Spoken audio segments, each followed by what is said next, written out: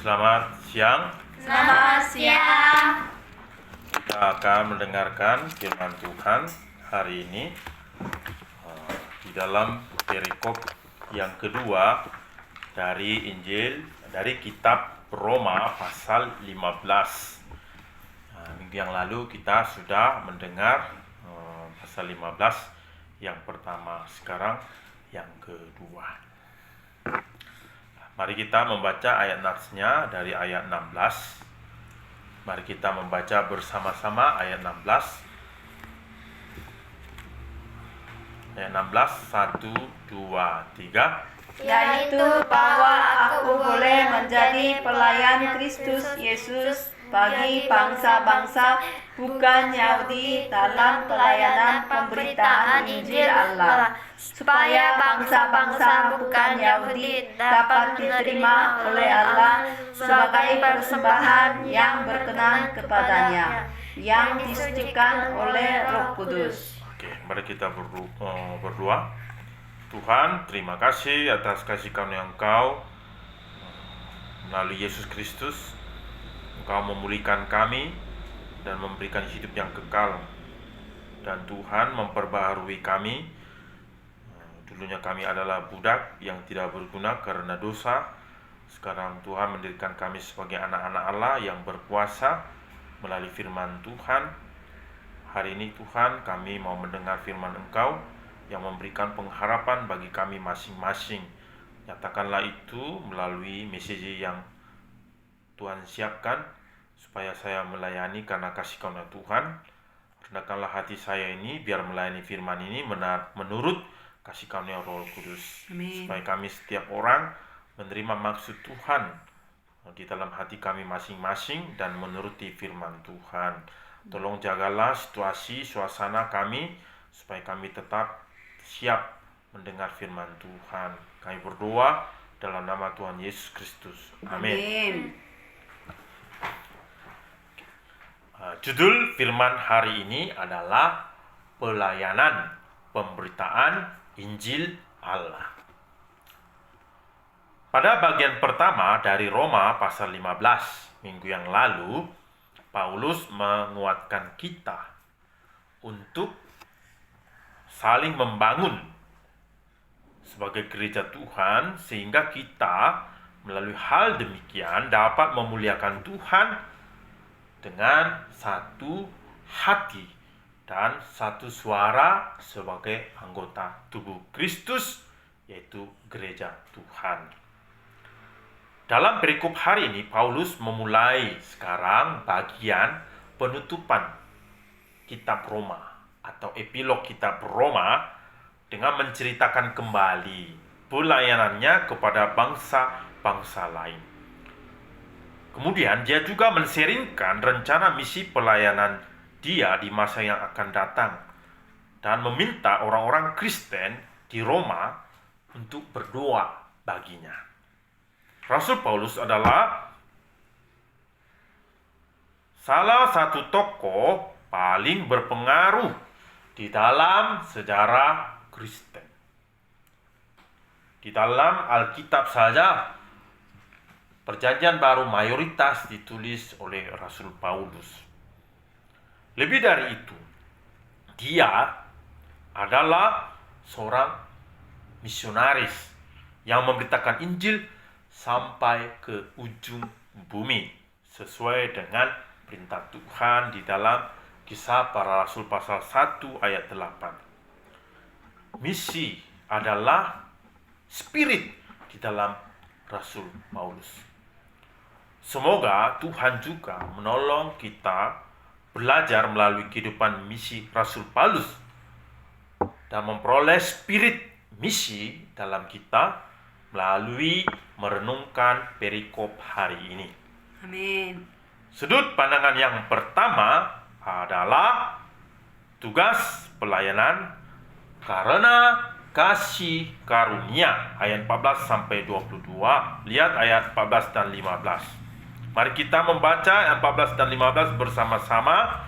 1, 2, 3. Saudara-saudaraku, aku sendiri memang yakin tentang kamu bahwa kamu juga telah penuh dengan kebaikan dan dengan segala pengetahuan dan sanggup untuk saling menasihati. Namun karena kasih karunia yang telah dianugerahkan Allah kepadaku, aku di sana sini dengan agak berani telah menulis kepadamu untuk mengingatkan kamu. Paulus berbicara tentang pelayanan pemberitaan Injil Allah. Pada titik ini, beberapa orang percaya di Roma, mereka berpikir, bagian surat ini, perikop ini, tidak berlaku untuk saya. Karena saya bukan pendeta. Saya tidak sekolah teologi. Saya bukan pelayan di dalam hal ini. Beberapa dari kita juga mungkin mengatakan hal ini, seperti si In, si Won, dan si Jin. Kan saya masih anak-anak. Jadi, bagian firman pasal 15 tentang pemberitaan Injil ini belum berlaku bagi saya. Jadi, Paulus pertama-tama mengingatkan bahwa semua orang percaya bahwa bukan hanya para pendeta dan misionaris itu dipanggil untuk pelayanan memberitakan Injil Yesus Kristus. Ini benar. Yesus menyelamatkan kita dari dosa dan kematian kita. Tujuannya bukan hanya untuk menyelamatkan kita dan hidup secara baik-baik saja, tetapi untuk menjadi miliknya, yaitu menjadi saksinya yang setia, sesuai Kisah Para Rasul pasal 1 ayat 8. Di dalam Alkitab ada seorang pemuda yang tersiksa oleh banyaknya roh jahat di dalam dirinya, yaitu orang Gerasa. Dia menangis siang dan malam di pekuburan karena roh jahat 1 legion berkuasa di dalam dia. Tidak ada yang bisa menyelamatkan dia. Tetapi oleh karena kasih karunia Tuhan Yesus, Tuhan mengusir roh jahat di dalam orang itu sehingga orang itu disembuhkan dari roh-roh jahat. Setelah dia disembuhkan oleh Tuhan Yesus, dia mau pergi bersama Yesus. Dia mau ikut Yesus. Tetapi Yesus tidak memperkenankannya. Menurut Markus pasal 5 ayat 19 dan 20 berkata, Yesus tidak memperkenankannya, tetapi ia berkata kepada orang itu, pulanglah ke rumahmu kepada orang-orang sekampungmu dan beritahukanlah kepada mereka segala sesuatu yang telah diperbuat oleh Tuhan atasmu dan bagaimana ia telah mengasihani engkau. Orang itu pun pergilah dan mulai memberitakan di daerah Dekapolis segala apa yang telah diperbuat Yesus atas dirinya, dan mereka itu semua menjadi heran. Akhirnya orang Gerasa ini menjadi pelayan untuk orang-orang di kota asalnya. Dia bukan orang STT, tetapi karena dia sudah diselamatkan oleh Tuhan, dia memperoleh misi dari Tuhan, sehingga ia menjadi pelayan untuk orang-orang di kota asalnya, yaitu di Dekapolis. Ada juga seorang yang bernama Simon Petrus. Dia bukan orang golongan Farisi, dia bukan golongan imam, tetapi ia adalah seorang nelayan yang mengejar ikan setiap malam. Yesus berkata kepada mereka, mari ikutlah aku dan kamu akan kujadikan penjala manusia. Akhirnya Yesus melatih dia selama lebih dari 3 tahun untuk menjadikan dia pemimpin spiritual pada masa itu.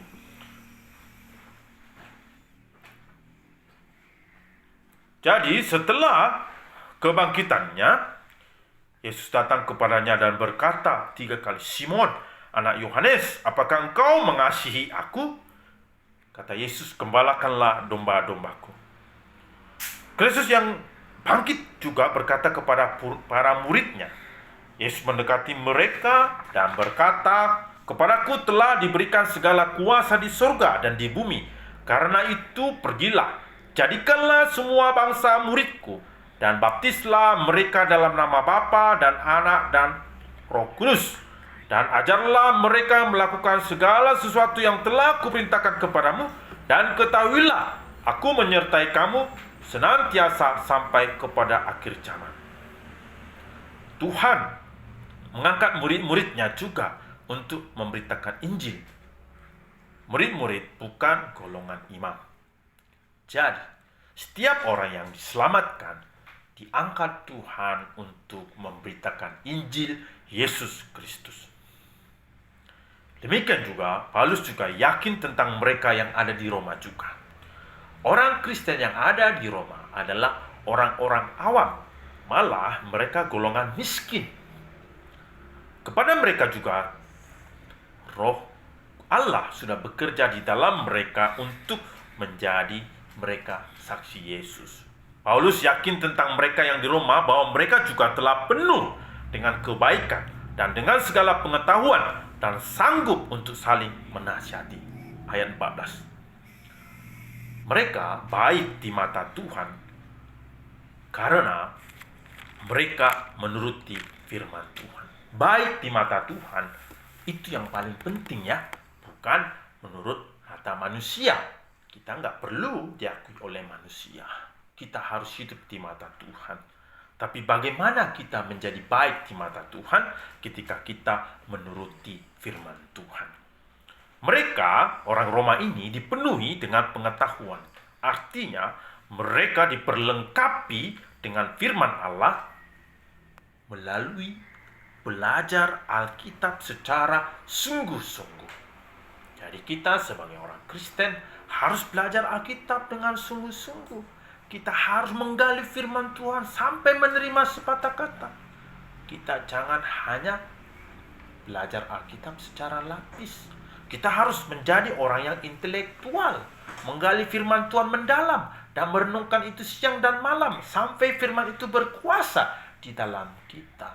Walaupun kita golongan orang yang bawah seperti orang Roma juga, mereka sepele.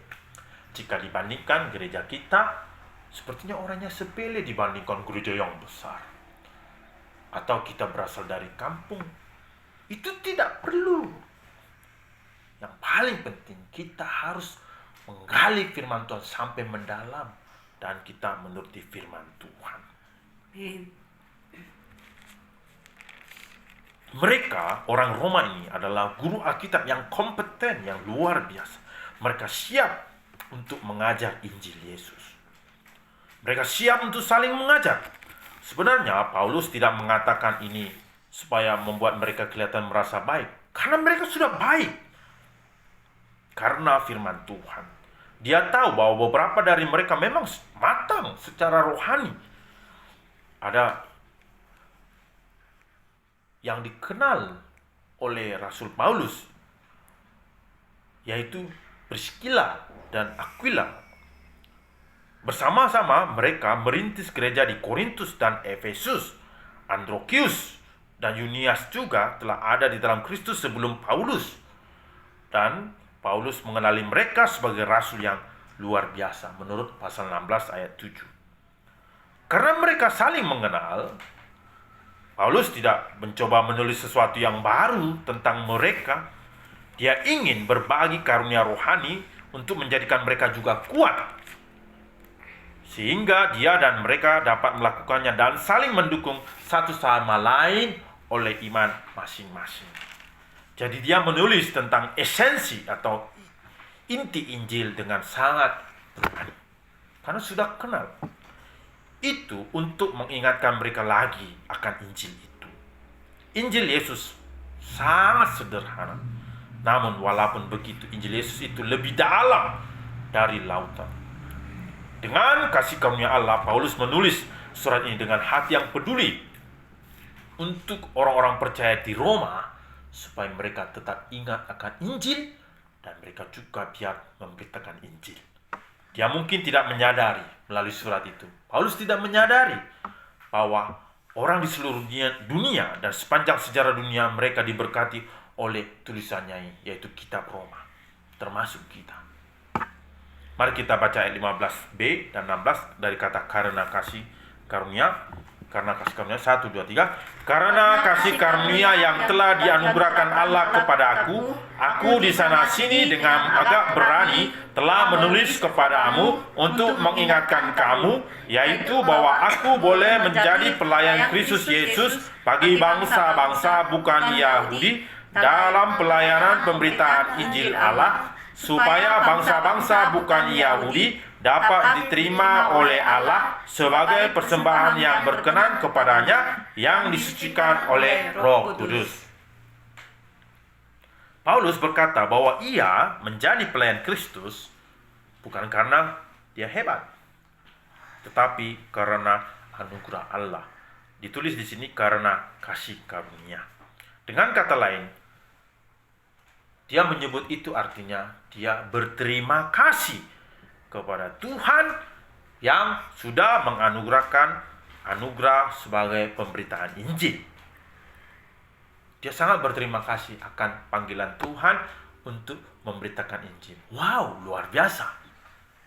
Tetapi sebenarnya jika kita sebagai orang manusia yang biasa, jika melihat apa yang dialami oleh Rasul Paulus, seharusnya dia jangan bilang begitu. Kenapa?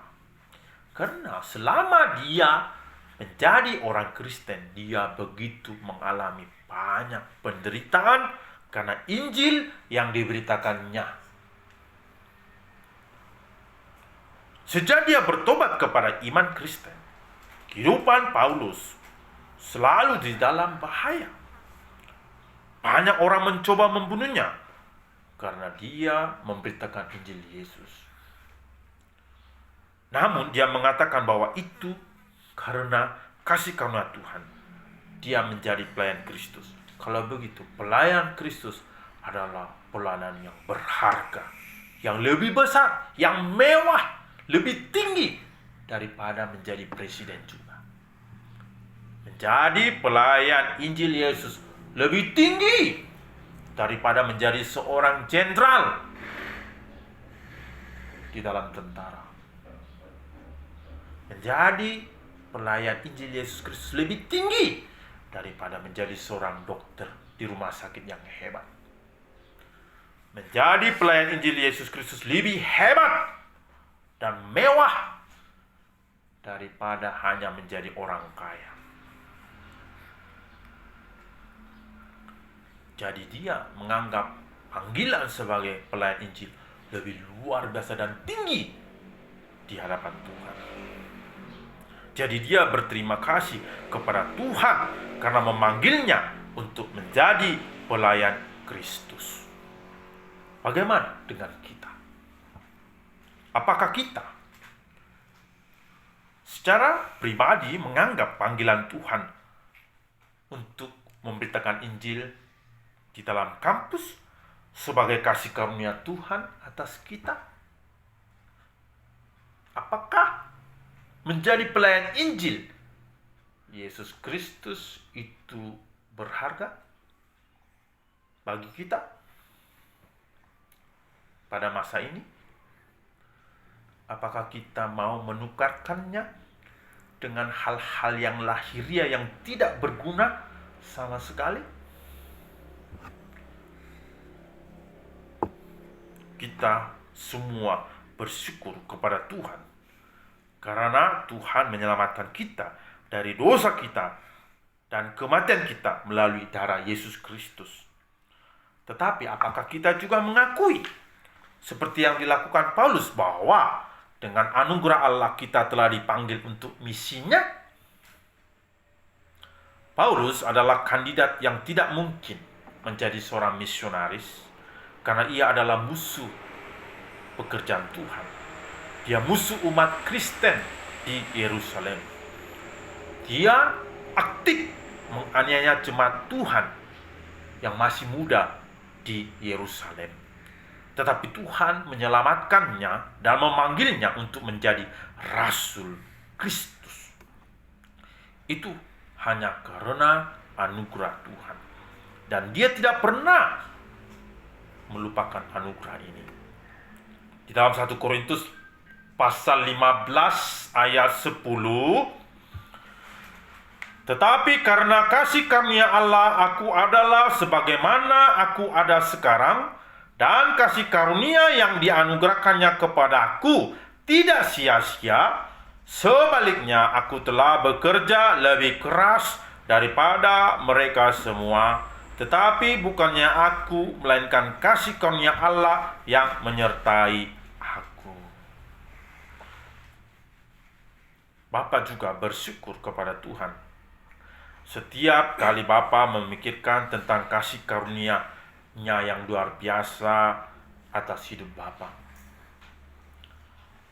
Bapa tidak pernah menyangka Bapa akan dipanggil oleh Tuhan Yesus Kristus untuk menjadi gembala kampus, melayani Injil. Karena Bapa juga bukan orang STT, Bapa orang awam. Tuhan menyelamatkan Bapa dari semua dosa Bapa dan memberi Bapa ini harapan mulia di sorga melalui kematian Tuhan Yesus Kristus di atas kayu salib. Tuhan memulihkan Bapa dari orang berdosa menjadi orang benar melalui darah-Nya. Tuhan Yesus menyelamatkan Bapa dari semua dosa dan memberikan hidup yang kekal. Tetapi bukan hanya sampai di sana. Tuhan Yesus bukan hanya menyelamatkan Bapa untuk hidup baik-baik sebagai orang Kristen. Tapi Tuhan Yesus memperbaharui Bapa seperti penciptaan langit dan bumi, yaitu mendirikan Bapa sebagai gembala. Tuhan Yesus memanggil Bapa di dalam misi kampus dan memberi Bapa arti sebenarnya di dalam hidup, yaitu menjadi saksi Kristus. Tuhan memanggil Bapa supaya menjadi orang Kristen yang sejati, bukan hanya hidup baik-baik, mencapai cita-cita seperti orang yang tidak percaya kepada Tuhan. Tetapi Tuhan Yesus mengangkat Bapa untuk menjadi pemberita Injil. Selama 18 tahun, Bapa begitu susah untuk menjadi pelayan. Sebab Bapa belum terbuka mengapa Bapa diselamatkan dan apa arti keselamatan itu sendiri. Tuhan menyelamatkan Bapa bukan sebatas tidak dihukum. Ternyata, tetapi Tuhan mau meninggikan nilai Bapa sebagai pelayan di dalam karya Tuhan. Tuhan Yesus menganggap Bapa ini rekan sekerja. Sungguh ini adalah kasih karunia yang besar bagi Bapa. Sebab di dalam Bapa tidak ada pengharapan. Dengan mengingat kasih karunia ini, Bapa terdorong untuk meresponinya karena anugerah itu begitu besar kepada Bapa. Ketika jatuh dan lemah, saat Bapa mengingat kasih karunia ini lagi, Bapa menjadi bersemangat lagi untuk berkenan kepada Tuhan Yesus yang telah mengasihani Bapa dan memulihkan Bapa menjadi anaknya. Ketika mengingat kasih karunia ini, Bapa terus bersyukur. Karena itu juga membuat Bapa tetap tinggal di dalam panggilan Tuhan. Memang Bapa belum berbuah di dalam pelayanan di Sumedang, tetapi pengharapan ini menjadi pengharapan yang selamanya bagi Bapa. Ketika itu Bapa bisa mengingat kasih karunia Tuhan, Bapa bisa berdiri bukan melihat Bapa, tapi melihat Yesus Kristus yang berpengharapan kepada Bapa. Amin. Bagaimana Paulus menggambarkan pelayanannya? Dia mengatakan bahwa Tuhan memberinya tugas pelayanan untuk memberitakan Injil Allah. Apa artinya tugas pelayanan memberitakan Injil Allah?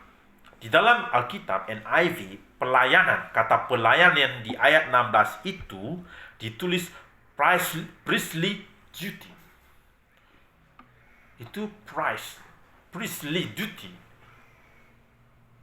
Pelayanan yang Paulus lakukan adalah seperti pelayanan imam. Priest itu adalah imam yang membawa persembahan. Jadi, pelayanan Injil Allah itu seperti pelayanan imam yang membawa persembahan. Dan itu juga yang kita lakukan. Pelayanan Injil yang kita lakukan sekarang adalah pelayanan imamat. Seorang imam adalah mediator di antara Tuhan dan manusia. Dia membawa orang kepada Tuhan dan berdoa untuk mereka. Dia membawa Tuhan juga kepada orang-orang dengan mengajari firman Allah bersama-sama dan mengajari cara dan jalan Tuhan. Paulus mengatakan bahwa memberitakan Injil kepada bangsa lain adalah tugas pelayanan imamat. Memberitakan Injil Allah itu lebih dari sekadar hanya menyampaikan informasi. Memberitakan Injil itu memberikan perhatian agar orang-orang hidup oleh firman Tuhan yang hidup dan benar.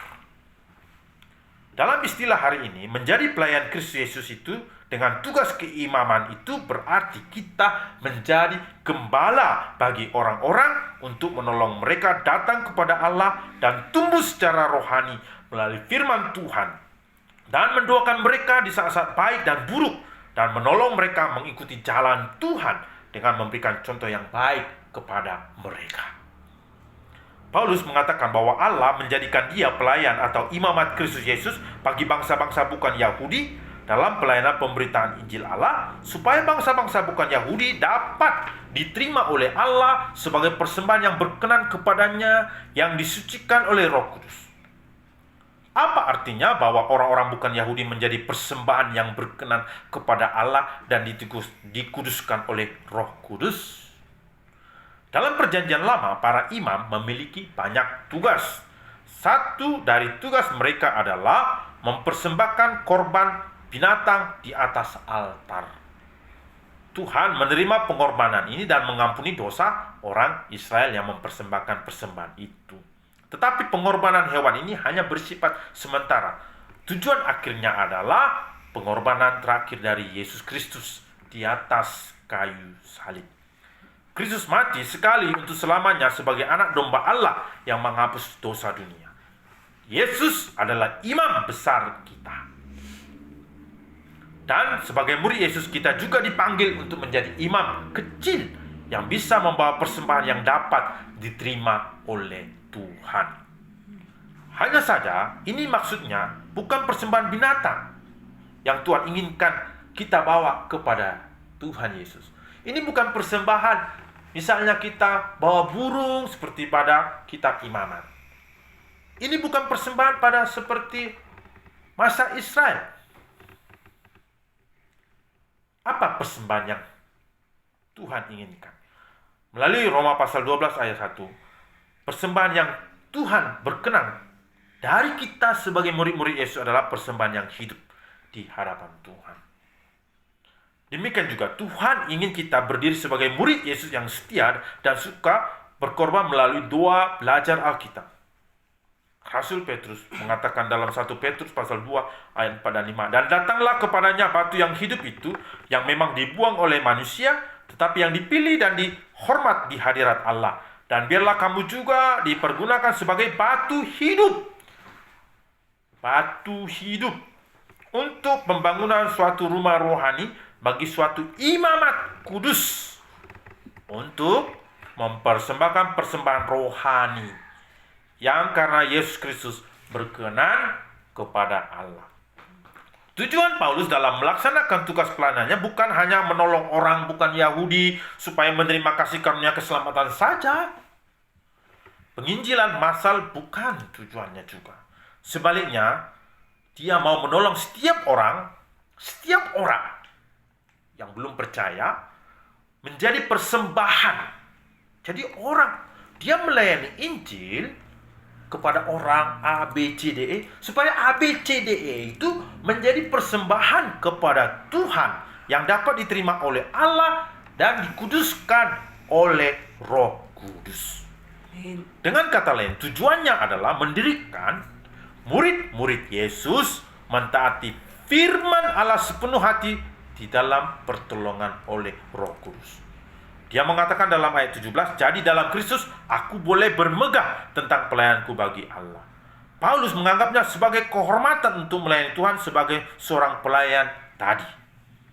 Tuhan mengizinkannya untuk merasakan kemuliaannya dan memberkati pelayannya dengan tanda dan mukjizat. Dia mengatakan dalam ayat 18-19, sebab aku tidak akan berani berkata-kata tentang sesuatu yang lain kecuali tentang apa yang telah dikerjakan Kristus olehku, yaitu untuk memimpin bangsa-bangsa lain kepada ketaatan oleh perkataan dan perbuatan, oleh kuasa, tanda-tanda dan mujizat-mujizat, dan oleh kuasa Roh.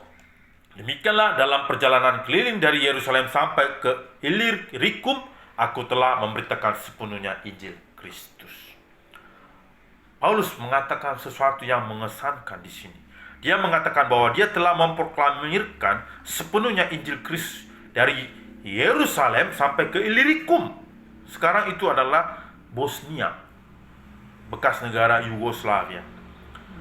Memang Paulus memiliki roh pionir yang hebat, yang memiliki keinginan yang luar biasa untuk memberitakan Injil di mana Kristus tidak dikenal. Strategi misinya adalah menjangkau orang yang belum mendengar Injil daripada membangun di atas pondasi yang lain. Dia tidak berniat membangun gereja yang besar, mega church, dengan memburu orang yang percaya dari gereja lain. Dengan semangat perintis ini, Paulus berjalan ribuan mil di atas medan yang berat untuk memberitakan Injil Yesus Kristus. Melalui 3 perjalanan misinya, perjalanan misi 1, 2, 3, ia merintis 4 gereja di Galatia, 3 gereja di Makedonia, dan sebuah gereja di Akaya, dan meletakkan fondasi untuk pelayanan yang luar biasa di Asia Kecil melalui kota Efesus. Tapi dia belum selesai. Pada saat ia menulis surat ini, rencananya adalah ia mau pergi ke Spanyol yang dianggap adalah ujung bumi. Dia ingin mampir ke Roma dan menselingkan visi dunianya dengan orang-orang Kristen di Roma. Sekarang paruh yang kedua adalah bagian tentang rencana misinya. Sudut pandang yang kedua, visi misi dunia Paulus. Ayat 23-33. Paulus telah mengabdikan hidupnya untuk menginjili daerah yang luas antara Yerusalem dan Illyricum. Sekarang dia merasa bahwa tidak ada lagi tempat baginya untuk bekerja di daerah-daerah itu lagi. Karena itu, ia telah mendirikan murid-murid Yesus yang dapat melanjutkan pelayanannya di sana. Sekarang dia siap untuk pergi ke Roma. Dia sudah lama ingin mengunjungi kota itu. Lihat ayat 24. Aku harap dalam perjalananku ke Spanyol, aku dapat singgah di tempatmu dan bertemu dengan kamu, sehingga kamu dapat mengantarkan aku ke sana setelah aku seketika menikmati pertemuan dengan kamu. Mengapa Paulus sangat ingin mengunjungi Roma? Apakah karena Roma itu bagus? Memang Roma bagus. Banyak orang mau datang ke Roma karena indah, banyak tempat-tempat wisata. Tetapi apakah Paulus mau ke Roma karena dia mau tamasya? Apakah karena terlalu lama melayani Tuhan sebagai orang panggilan Tuhan, sudah tidak ada waktu untuk beristirahat juga, jadi dia mau ke Roma untuk sebentar ambil cuti sambil berwisata? Tidak. Menurut ayat pasal 1 ayat 11 dan 12, dia ingin menguatkan orang-orang Kristen di Roma. Jadi tujuan dia datang ke Roma untuk menguatkan orang Kristen di Roma. Dia juga punya rencana untuk secara praktis mempraktikkan visi dunianya dengan mengunjungi Roma, kota pusat peradaban seperti negara Amerika zaman sekarang, menjadi pusat dunia. Dan setelah itu baru dia pergi ke ujung bumi, yaitu Spanyol. Paulus pasti telah menerima perintah Yesus di dalam Kisah Para Rasul pasal 1 ayat 8 yang berkata, "Tetapi kamu akan menerima kuasa kalau Roh Kudus turun ke atas kamu, dan kamu akan menjadi saksiku di Yerusalem dan di seluruh Yudea dan Samaria dan sampai ke ujung bumi." Spanyol itu ujung bumi, itulah ujung pelayanan dia, berarti kematiannya juga. Visi misi dunia Paulus adalah memberikan inspirasi bagi kita. Paulus telah bekerja keras sepanjang hidupnya untuk melayani Tuhan. Berbicara kalau secara manusiawi, ia layak mendapatkan liburan lebih dari siapapun karena sudah bekerja begitu keras. Tapi bukan itu yang dia pikirkan. Dia masih fokus memberitakan Injil sampai ke ujung bumi. Tapi sebelum itu, dia harus pergi ke Yerusalem dulu.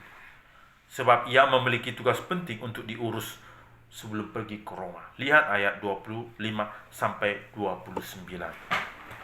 Tetapi sekarang aku sedang dalam perjalanan ke Yerusalem untuk mengantarkan bantuan kepada orang kudus, sebab Makedonia dan Akaya telah mengambil keputusan untuk menyumbangkan sesuatu kepada orang-orang miskin di antara orang-orang kudus di Yerusalem.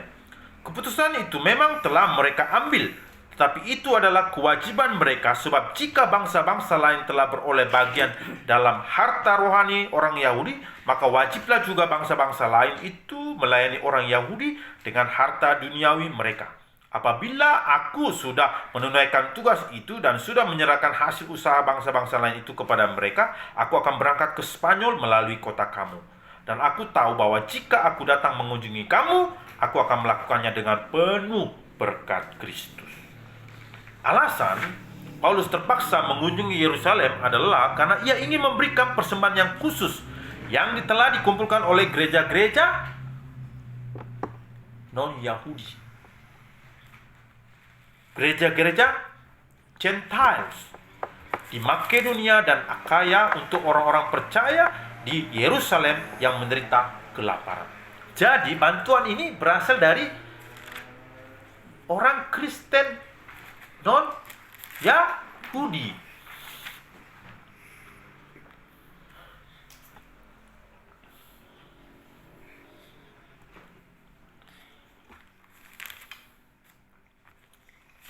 Paulus sadar bahwa hal ini sangat berbahaya baginya ketika dia pergi ke Yerusalem. Kota itu terkenal. Dia dikenal di kota itu sebagai orang Farisi yang telah menjadi pengikut Kristus. Orang-orang Yahudi membencinya dan menganggap dia sebagai pengkhianat. Banyak orang yang berniat membunuhnya jika diizinkan. Tetapi Paulus mengambil resiko mempertaruhkan nyawanya untuk membawa persembahan dari gereja-gereja non-Yahudi kepada orang-orang Kristen di Yerusalem. Sebenarnya Paulus tahu sekali di sana ada hambatan juga, hambatan budaya yang serius antara orang percaya Yahudi dan non-Yahudi. Orang percaya Yahudi itu dengan latar belakang Yudaisme, mereka enggan menganggap najis menerima orang-orang percaya non-Yahudi dengan latar belakang penyembahan berhala yang kuat dulunya. Orang-orang Kristen bukan Yahudi membenci orang Kristen dari latar belakang Yahudi juga, karena mereka merasa diperlakukan tidak adil dan dianggap sebagai kelas kedua. Paulus melihat kelaparan di Yerusalem sebagai kesempatan untuk menjembatani kesenjangan itu. Dengan menguatkan mereka, orang-orang percaya di Makedonia dan Akaya memberikan persembahan untuk memberikan bantuan itu kepada orang Kristen Yahudi. Mereka menyatakan kasih Kristus kepada orang Kristen Yahudi. Paulus berharap bahwa orang-orang Kristen di Yerusalem akan menerima kasih itu dan identitas baru mereka sebagai orang Kristen. Bagi Paulus, persembahan itu lebih dari sekadar uang. Itu akan menjadi pengakuan orang Kristen bukan Yahudi tentang hutang rohani mereka kepada Israel. Itu juga akan menjadi penerimaan orang-orang Kristen Yahudi terhadap orang Kristen bukan Yahudi sebagai sesama Kristen di dalam Kristus Yesus. Inilah bagian penting dari visi misi dunianya. Sama pentingnya dengan perjalanan itu, Paulus tahu ini akan juga sangat berbahaya. Karena itu dia meminta dukungan doa. Dikatakan ayat 30, tetapi demi Kristus Tuhan kita dan demi kasih Roh, aku menasihatkan kamu saudara-saudara untuk bergumul bersama-sama dengan aku dalam doa kepada Allah untuk aku. Paulus meminta orang-orang Roma untuk berdoa, dua topik doa. Pertama untuk keselamatannya, kunjungannya ke Roma. Yang kedua adalah biar orang-orang percaya Yahudi menerima persembahan dari bangsa-bangsa lain ini, dan mereka lalu menerima maksud dan tujuan Tuhan untuk menyelamatkan seluruh dunia. Lihatlah ayat 31, 32. Supaya aku terpelihara dari orang-orang yang tidak taat di Yudea, dan supaya pelayananku untuk Yerusalem disambut dengan baik oleh orang-orang kudus di sana, agar aku yang dengan sukacita datang kepadamu oleh kehendak Allah beroleh kesegaran bersama-sama dengan kamu. Ternyata benar apa yang Paulus curigakan. Dia akhirnya ditangkap di Yerusalem dan dia dipenjara selama 2 tahun. Kemudian dia dikirim ke Roma sebagai tahanan yang dirantai. Tetapi Tuhan memenuhi visi dan misi dunia Paulus ketika dia melanjutkan tugas pelayanannya dengan memberitakan Injil di penjara dan juga melalui rumah kontrakannya di Roma. Visi dia untuk memberitakan Injil di Roma terjadi karena Tuhan berkenan kepada dia. Paulus sungguh adalah seorang misionaris yang setia sampai akhir. Dia benar-benar mempertaruhkan dan menginginkan memberitakan Injil sampai ke ujung bumi. Sebab di bawah kolong langit ini tidak ada nama lain yang diberikannya yang olehnya kita dapat diselamatkan. Di dalam dunia ini, kalau tidak menerima Injil Yesus Kristus, semuanya binasa. Karena belas kasihan itu dan karena kasih karunia yang sudah dia terima dari Allah, sebab ia sama sekali tidak layak, tapi Tuhan sudah melayakkannya untuk diselamatkan, tidak menghukumnya, malah mengangkat dia sebagai pemberita Injil. Dia melakukannya sampai selesai karena anugerah Tuhan. Akhirnya Paulus menyelesaikan permintaan doanya dengan doa berkat. Dia berkata, Allah sumber damai sejahtera menyertai kamu sekalian. Amin. Amin. Paulus menjadi contoh bagi kita. Bagaimana dia meletakkan seluruh kehidupannya yang baru, yang sudah diselamatkan di dalam pelayanan Injil Yesus Kristus. Kita sudah diselamatkan menjadi ciptaan yang baru. Berarti seluruh ciptaan baru di dalam kehidupan kita juga sama. Untuk memberitakan Injil Yesus Kristus kepada orang-orang yang belum mendengar. Jadi tugas kita bukan hanya menjual topoki. Tugas kita bukan hanya buat kandang ayam, tanam sayur-sayuran. Tugas kita bukan hanya untuk sekolah, kuliah, cari uang. Tugas kita memberitakan Injil Yesus Kristus di dalam kehidupan yang sudah diselamatkan. Amin. Dalam perikop hari ini, kita belajar mengenai misi Rasul Paulus sebagai Rasul Kristus Yesus. Dia menganggap tugas pelayanan memberitakan Injil itu dengan serius. Karena itu diberikan oleh Tuhan kepadanya karena kasih karunia Allah. Dia tidak akan berhenti memberitakan Injil sampai semua orang di dunia mendengarnya. Semoga Tuhan menolong kita juga, termasuk keluarga kita di Sumedang ini, untuk menjalankan tugas pelayanan ini juga dengan serius. Kita biar berdoa banyak jiwa diumpat, khususnya orang Muslim. Kita mempunyai kesempatan memberitakan Injil dengan tepat, bukan untuk isi absen dan memenuhi tugas, bukan. Kita bekerja oleh kasih karunia Allah dan Roh Kudus. Semoga Tuhan menolong kita untuk memberitakan Injil dengan setia kepada mahasiswa sampai mereka juga dapat diterima sebagai persembahan kepada Allah dan dikuduskan oleh Roh Kudus. Amin. Amin. Mari kita membaca ayat Nats, ayat 16 bersama-sama. Kalau begitu bersama-sama. Tanpa terkecuali kita membaca ayat 16, 1, 2, 3. Yaitu bahwa aku boleh menjadi pelayan Kristus Yesus bagi bangsa-bangsa bukan Yahudi dalam pelayanan pemberitaan Injil Allah, supaya bangsa-bangsa bukan Yahudi dapat diterima oleh Allah sebagai persembahan yang berkenan kepadanya yang disucikan oleh Roh Kudus. Mari kita berdoa. Tuhan, terima kasih karena kasih karunia keselamatan yang Tuhan berikan. Tuhan memperbaharui kami dari budak dosa dan kami menjadi orang yang diselamatkan. Tetapi bukan hanya diselamatkan, tapi Tuhan meninggikan kami menjadi pemberita Injil yang begitu penuh kasih karunia. Biarlah kami sungguh-sungguh meresponi Karena ini adalah berkat anugerah Tuhan yang besar, kami biar memberitakan Injil Allah kepada setiap orang, supaya mereka juga menjadi persembahan yang berkenan kepada Tuhan dan dikuduskan oleh Roh Kudus. Pakailah kami, ya Tuhan, 1 minggu ke depan, tolonglah perlengkapi kami dengan kekuatan Injil Yesus Kristus dan memberitakan Injil kepada satu orang. Kami berdoa dalam nama Tuhan Yesus Kristus. Amin.